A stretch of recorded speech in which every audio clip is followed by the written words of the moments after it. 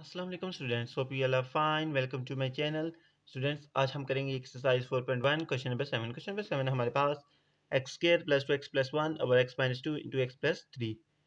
सो सबसे पहले हम क्या करेंगे, न्यूमरेटर को सॉल्व करेंगे। So we gate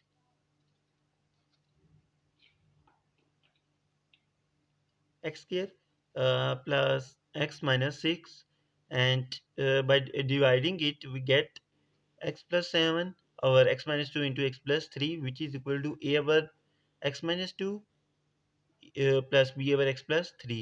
Now multiplying both sides by x minus 2 into x plus 3, we get x plus 7 is equal to a into x plus 3 plus b into x minus 2. Now from this equation we can get two values of x by equating x plus 3 and x minus 2 to 0.